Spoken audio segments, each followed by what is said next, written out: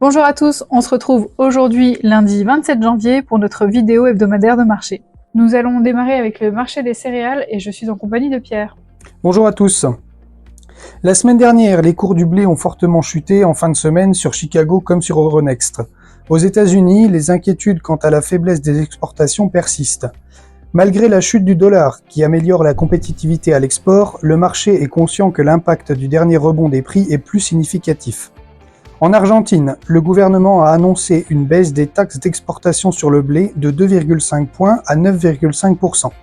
Cette mesure est permise par la récente amélioration des données macroéconomiques du pays, qui connaît un excédent commercial.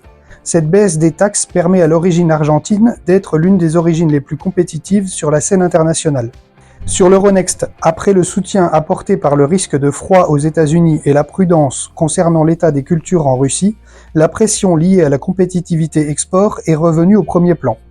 Autre élément de pression en fin de semaine sur le blé Euronext, la montée de l'euro de retour sur les plus hauts de mi-décembre et la baisse des taxes export argentins qui pénalisent le marché européen avec des offres agressives recensées vers l'Afrique du Nord. Et aussi, le contexte géopolitique n'est aussi d'aucun soutien, avec une volonté apparente de plusieurs acteurs de mettre fin au conflit russo-ukrainien par la voie de la négociation. Donc c'est encore des éléments à suivre.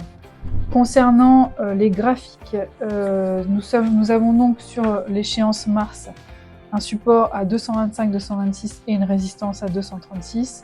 Pour l'échéance mai, on a un support à 230, une résistance à 241,50. Et puis pour ce qui concerne la campagne 25, nous avons donc un septembre, un support à 226 et une résistance à 230,50. On va passer au marché des oléagineux. Le soja américain terminait la semaine en baisse suite à l'annonce du gouvernement argentin concernant la diminution des taxes à l'exportation sur le soja et les produits de trituration. Pour le soja, la taxe est abaissée de 7 points à 23% et de 6,5 points à 24,5% pour les produits de trituration. La chute du dollar et de bonnes ventes à l'export ont permis au soja américain de limiter les pertes. En parallèle, les incertitudes productives sur les sojas en Argentine tendent à se renforcer. Les notations des cultures ont été abaissées de 10 points en une semaine à seulement 22% des lots bons à excellents contre 50% l'année passée. Du côté du colza, la fragilité hebdomadaire n'a pas permis de résister à la hausse de l'euro et les cours ont logiquement terminé la semaine en baisse. Le canola canadien évolue au gré des incertitudes politiques de Donald Trump, qui a officialisé son intention d'augmenter les droits de douane à l'importation en provenance du Canada de 25% le 1er février. Pour terminer, notons que les cours d'huile de palme souffrent d'une baisse des exportations avec des pertes de parts de marché importantes sur la destination indienne. Concernant les graphiques, nous avons donc pour le colza sur l'échéance mai un support à 520,50 et une résistance à 535. Pour conclure, nous pouvons constater que nous avons donc un marché quand même du blé qui est quand même relativement sous pression, qui continue on a de moins en moins en fait d'éléments qui viennent amener du soutien. Donc finalement, on a un marché du blé qui commence progressivement à réellement s'essouffler et ça devient quand même assez précis. Pareil, concernant aussi, je fais un petit point sur les orges brassicoles pour la 2025, on a quand même très peu de demandes. Pour la 24, j'en parle même pas parce qu'il y a vraiment pas du tout d'activité, les acheteurs sont pas du tout présents, donc on n'a pas beaucoup de consommation, donc ça vient aussi un petit peu appuyer sur la dynamique de marché actuelle. Au global, ça vient pas appuyer sur le blé, mais en tout cas voilà, c'est pour vous montrer qu'il y a quand même peu d'activité par rapport à ça.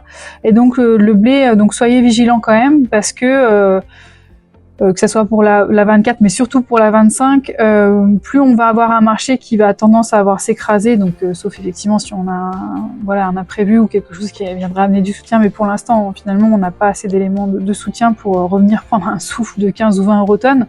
Il faut être vigilant parce que plus on a un marché qui s'écrase et plus il va être compliqué de mettre en place des stratégies de commercialisation avec option ou tout simplement avec un système un peu protectionniste avec des prix minimum garantis ou ce genre de choses quoi. Donc Et aussi, on va aussi se rapprocher de plus en plus des seuils de commercialisation. Et plus on est sur un marché qui baisse, et plus c'est compliqué de mettre en place une stratégie. Même si effectivement, je suis bien conscient qu'on n'est toujours pas en sortie d'hiver et que les conditions de culture sont pas forcément optimum. J'en conviens parfaitement, mais il n'empêche qu'on peut quand même mettre en place des choses pour aussi se protéger du risque marché que aussi on ne maîtrise pas au même titre que la météo, mais on peut mettre en place des choses. Concernant le colza, pour moi, il a un peu plus d'éléments de soutien possible que le blé, on l'a vu. Reste à voir en fait comment il va réagir sur les prochains jours de cotation. Si finalement on va avoir un goulot d'étranglement graphique, donc on va voir si il va ressortir par le haut ou par le bas. Avec les éléments qu'on a, je me permets de penser qu'on va peut-être plutôt sortir vers le haut. Donc pour l'instant, comme je le dis à chaque fois, il n'y a pas encore péril dans la demeure pour l'instant en colza. Et par contre, s'il y a du soutien, qu'on vient récupérer 10, 15, 20 € tonnes, ce qui n'est pas impossible en colza, je pense que là aussi c'est des opportunités, soit pour finir sa commercialisation 24, ou en tout cas commencer un petit peu à avancer vraiment pour saupoudrer, et la 25 aussi commencer un petit peu à saupoudrer. Alors voilà, de manière très très raisonnable, mais pourquoi pas, parce que là on reste quand même sur des niveaux qui restent entre guillemets confortables pour 2025. Donc un blé sous pression et un colza qui amène encore un petit peu de tension, qui peut être un petit peu en soutien par rapport à ça, avec encore quelques opportunités et certainement une fin de campagne un petit peu plus serrée que ce qu'on peut avoir en blé. Voilà. En attendant, si vous avez des questions concernant votre stratégie de mise en marché de votre commercialisation, n'hésitez pas à nous contacter, nous restons disponibles. Je vous souhaite une bonne soirée, merci pour votre attention, bonne semaine, à bientôt. Au revoir.